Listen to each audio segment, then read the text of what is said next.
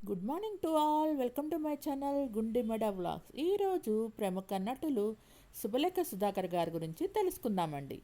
శుభలేఖ సుధాకర్ ఒక తెలుగు సినిమా, భారతీయ సినిమా నటులు. నిజానికి శుభలేఖ ఆయన ఇంటి పేరు కాదు. ఆయన అసలు పేరు సూరావజుల సుధాకర్.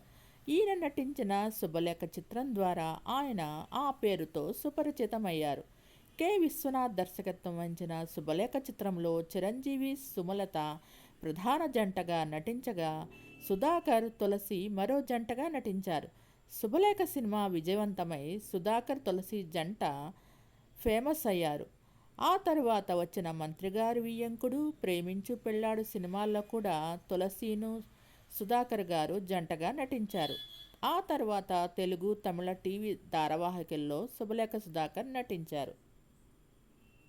శుభలేఖ సుధాకర్ నవంబర్ 19, 1960న ఎస్ఎస్ కాంతం కృష్ణారావు దంపతులకు జన్మించారు. వీరు మొత్తం ముగ్గురు అన్నదమ్ములు. సుధాకర్ వీరిలో పెద్దవారు. రెండో కొడుకు మురళి, మూడో కొడుకు సాగర్. సుధాకర్ ఎస్పి బాలసుబ్రహ్మణ్యం గారి చెల్లెలు అయిన గాయని ఎస్పి శైలజను పెళ్లి చేసుకున్నారు. సుధాకర్ నటించిన ప్రముఖ పాత్రలు వచ్చి 1982లో వచ్చిన శుభలేఖ, 1983లో వచ్చిన రెండు జళ్ల సీత, 1983లో వచ్చిన మంత్రిగారు వియ్యంకుడు ద్వారా చాలా మంచి పేరు సంపాదించారు.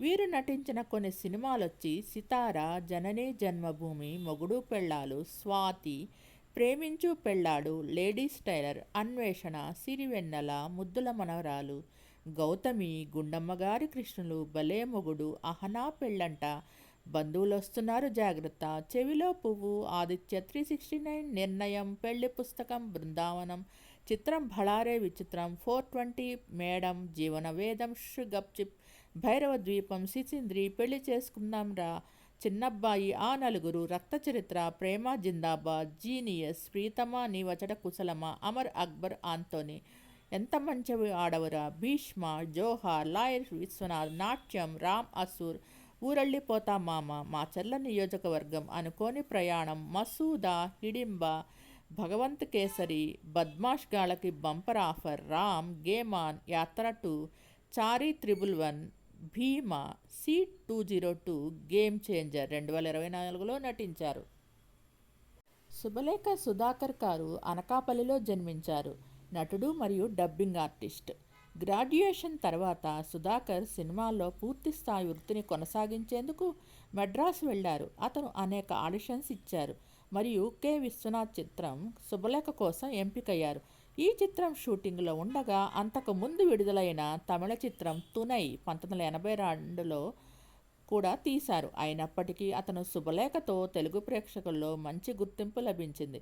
తద్వారా అతని స్క్రీన్ పేరు శుభలేఖ సుధాకర్ అని పొందారు. అతను చలనచిత్రాల్లో తన హాస్య మరియు సహాయ నటుడి పాత్రలకు ప్రసిద్ధి చెందారు.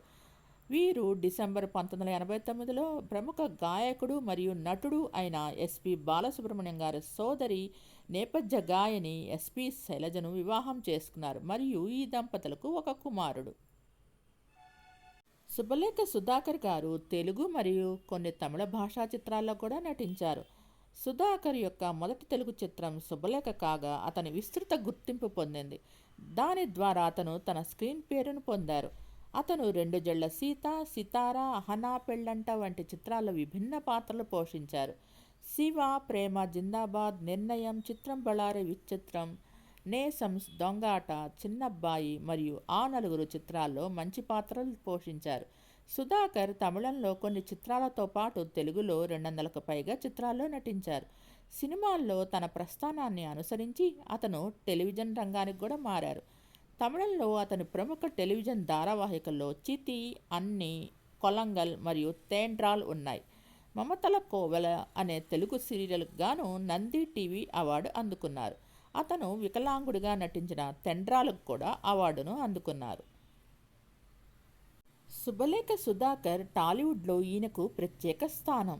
ఎన్నో మంచి మంచి క్యారెక్టర్లు చేశారు. ప్రతి పాత్రలో పరకాయ ప్రవేశం చేసి పాత్ర ఏదైనా దానికి 100% న్యాయం చేకూరుస్తారు. కె. విశ్వనాథ్ తెరకెక్కించిన శుభలేఖ సినిమాతో ఇండస్ట్రీకి పరిచయమైన శుభలేఖ సుధాకర్ ఎటువంటి బ్యాక్గ్రౌండ్ లేకుండా నటుడు కావాలనే ఆసక్తితో ఇండస్ట్రీకి వచ్చి క్యారెక్టర్ ఆర్టిస్టు, హీరో, విలన్ తదితర పాత్రలతో తనకంటూ మంచి గుర్తింపు తెచ్చుకున్నారు. ప్రస్తుతం అగ్ర హీరోల సినిమాల్లో కీలక పాత్రలు పోషించి ప్రేక్షకులను అలరిస్తున్నారు. దివంగత గాయకుడు బాలసుబ్రహ్మణ్యం గారి చెల్లి గాయని శైలజ భర్త శుభలేఖ సుధాకర్. అయితే వీళ్ళ గురించి ఎప్పుడు ఏదొక వార్త ప్రచారంలో ఉంటుంది. విడాకులు తీసుకున్నారని, కలిసి ఉండటం లేదని ప్రచారం జరుగుతుంది. ఈ వార్తలకు చాలాసార్లు చెక్ పెట్టారు ఈ దంపతులు. అయినప్పటికీ అలాంటి వార్తలు రాస్తూనే ఉంటారు. దీనిపై స్పందించారు శుభలేఖ సుధాకర్. కన్నీళ్లు పెట్టుకున్నారు. యాత్ర 2లో రెడ్డి పాత్రలో నటించారు. శుభలేఖ సుధాకర్ ఈయన యాక్టింగ్లో మంచి మార్కులు పడ్డాయి. ఇటీవల వచ్చిన ఒక ఇంటర్వ్యూలో ఆయన కొన్ని యూట్యూబ్ ఛానల్స్ రాస్తున్న వార్తల గురించి ఆందోళన వ్యక్తం చేశారు. కన్నీళ్లు పెట్టుకున్నారు. చాలా యూట్యూబ్ ఛానల్స్ తప్పుడు థంబ్నెయిల్స్ పెట్టి తప్పుడు వార్తలు ప్రచారం చేస్తున్నారు. ఎన్నిసార్లు చెప్పినా వాళ్ళ తీరు మార్చుకోవడం లేదు. నాకు చిరంజీవికి ఏవో గొడవలు ఉన్నాయని రాస్తున్నారు. నేను చిరంజీవి చాలా క్లోజ్. బాలసుబ్రహ్మణ్యం గారు హాస్పిటల్లో ఉన్నప్పుడు రోజు ఫోన్ చేసి ఆయన పరిస్థితి గురించి కనుక్కున్నారు. నా మొదటి హీరో ఆయన. మేము చాలా క్లోజ్గా ఉంటాం. ఇక నా గురించి రాసే మరో వార్త నేను శైలజ విడిపోయాం, విడాకులు తీసుకున్నామని. ఎన్నిసార్లు బయటకు వచ్చి నేను తను క్లారిటీ ఇచ్చినా ఆ వార్తలు రాయటం మానలేదు. ఇలాంటి వార్తలు చూసినప్పుడు మా అమ్మ ఒకసారి శైలజను మీరిద్దరూ ఏమైనా గొడవలు పడుతున్నారా అని అడిగింది. నేను దానికి లేదు అమ్మా అని చెప్పాను. ఆ తర్వాత ఒకరోజు మా అమ్మ నిద్రలోనే చనిపోయారు. దీన్ని నేను ఎలా అనుకోవాలి? ప్రపంచంలో అత్యంత నీచమైన పని ఒక స్త్రీ ఒళ్ళు అమ్ముకోవడం అని నేను అనుకుంటాను. అది కూడా వాళ్ళు నిజాయితీగా చేస్తారు అనిపిస్తుంది. కానీ యూట్యూబ్ వాళ్ళు అంతకంటే దారుణంగా తయారు అయ్యారు అంటూ కన్నీళ్లు పెట్టుకున్నారు శుభలేఖ సుధాకర్. నేను చనిపోయాను అంటూ చాలాసార్లు వార్తలు రాశారు. ఆ థంబ్నెయిల్స్ పెట్టి క్యాష్ చేసుకున్నారు. అలా రాస్తే వాళ్ళు ఏం కలిసి వస్తుంది? నేను ఏం ద్రోహం చేశానని? నేను ఎవరినీ ఇబ్బంది పెట్టను. మీ పొట్టకూటి కోసం పక్కన వాళ్ళని చంపడం ఎందుకు? అలా సంపాదించిన సొమ్ము ఒంటికి పడుతుందా? ఇలా చేస్తున్న వాళ్ళు ఖచ్చితంగా అనుభవిస్తారు అంటూ ఆవేదన వ్యక్తం చేశారు సుధాకర్. 74 వయసులో కరోనా కారణంగా ఈ లోకాన్ని వీడిన ఎస్పి బాలసుబ్రహ్మణ్యం గారి చావుకు తానే కారణం అంటూ టాలీవుడ్ సీనియర్ నటుడు అయిన శుభలేఖ సుధాకర్ వెల్లడించారు. వరుసకు బాలుకు బావ అయిన ఈయన వల్లే బాలు చనిపోయారనే భావన తనలో ఉందని చెప్పి ఎమోషనల్ అయ్యారు. ఆయన అలా ఎందుకు ఫీల్ అవుతున్నారో మనం ఇప్పుడు తెలుసుకుందాం. శుభలేఖ సుధాకర్ ఎస్పి బాలసుబ్రహ్మణ్యం చెల్లెలు ఎస్పి శైలజను పెళ్లి చేసుకున్నారన్న సంగతి అందరికీ తెలిసిందే. అయితే కరోనా సమయంలో శుభలేఖ సుధాకర్ ఒక సినిమా షూటింగ్లో పాల్గొన్నారట. కరోనా ఉన్నప్పటికీ అనేక జాగ్రత్తలు తీసుకుంటూ సినిమా షూటింగ్ చేశారట. దీంతో తాను ధైర్యంగా ఆ షూటింగ్లో పాల్గొన్నారట. అయితే అదే సమయంలో ఎస్పి బాలసుబ్రహ్మణ్యం ఫోన్ చేసి మాట్లాడారంట. కరోనా సమయంలో మీరు షూటింగ్లో పాల్గొనటం అవసరమా అంటూ ప్రశ్నించగా అన్ని జాగ్రత్తలు తీసుకుంటున్నారు. ముఖ్యంగా రామోజీ ఫిల్మ్ సిటీలో జరుగుతున్న ఒకే ఒక్క షూటింగ్ ఇదని సుధాకర్ వివరించారట. అలాగే శానిటైజ్ చేయటము, మాస్కులు వాడటం వంటి అనేక రకాల జాగ్రత్తలు తీసుకుంటున్నారని చెప్పడంతో ఓ రోజు బాలు కూడా అక్కడకు వెళ్ళారట. చాలాసేపు సుధాకర్తో మాట్లాడారట. ఆ తర్వాత కొందరు వచ్చి బాలుతో ఫోటోలు దిగుతామని అన్నారట. ఒకే ఫోటో కదా ఇవ్వమని సుధాకర్ అనగా దూరంగా ఉండే ఫోటోలు దిగారట. అయితే ఒకే ఒక్క ఫోటో అని అడిగిన వాళ్ళు 96 ఫోటోలు దిగే వరకు బాలసుబ్రహ్మణ్యాన్ని విడిచిపెట్టలేదట. అయితే ఆ తర్వాత 3 రోజులకే బాలు గారు కరోనా కారణంగా ఆ తర్వాత 3 రోజులకే బాలుగారికి కరోనా సోకిందని సుధాకర్ గారికి ఫోన్ వచ్చిందట. అప్పటికే ఆయనను ఆసుపత్రిలో చేర్పించడం, వ్యాధి తీవ్రత ఎక్కువయ్యి ప్రాణాలు కోల్పోవడం జరిగిందని, దీనంతటికి కారణం తానే అని సుధాకర్ గారు వివరించారు. అలా తాను చెప్పడం వల్లే ఆయనకు అక్కడికి రావటం కరోనా సోకిందని అనిపిస్తూ ఉంటుందని వివరిస్తూ ఫుల్ ఎమోషనల్ అయ్యారు. శుభలేఖ సుధాకర్ వాళ్ళ అబ్బాయి శ్రీకర్ గురించి చెప్తూ, మా అబ్బాయి శ్రీకర్ కూడా పుస్తకాలు తెగ చదువుతాడు. మొదటి రోజు మొదటి ఆట సినిమాలు చూస్తాడు. వాటి గురించి అద్భుతంగా విశ్లేషిస్తాడు. వాడిప్పుడు ఢిల్లీలో మీడియా మేనేజ్మెంట్లో ఎంబీఏ చేస్తున్నారు. పెళ్ళి అయిన తర్వాత ఛాన్సులు లేనప్పుడు ఆయన చెప్పిన మాట అది చెప్పలేని పరిస్థితి. ఎప్పుడు ఫోన్ మోగినా ఎవరి నుంచైనా వేషానికి పిలిపొచ్చిందేమోనని. నాకు కాకపోయినా కనీసం శైలజకైనా పాట ఛాన్స్ అయితే బాగుండు అనుకున్న రోజులు ఎన్నో. చివరకు బ్యాంకులో 100 రూపాయలే ఉన్న రోజులు ఉన్నాయి. కనీసం నేను 2 పూట్ల ఆమెకు అన్నమైనా పెట్టగలనా అని భయపడ్డాను. ఇంతలో మాకో అబ్బాయి. 3వ ఏట మా అబ్బాయికి బాగా మాటలు వచ్చాయి. నాన్న ఎప్పుడు ఇంట్లోనే కూర్చొని ఉన్నాడేమిటని అంటాడేమోనని నాకు భయం వేసింది. మాటల్లో చెప్పలేని విషయం. పగవాడికి కూడా ఆ పరిస్థితి రాకూడదు. దేవుడి దయ వల్ల మా ఇంట్లో మళ్ళీ దీపం పెట్టింది, పొయ్యి వెలిగించింది టీవీ సీరియల్సే.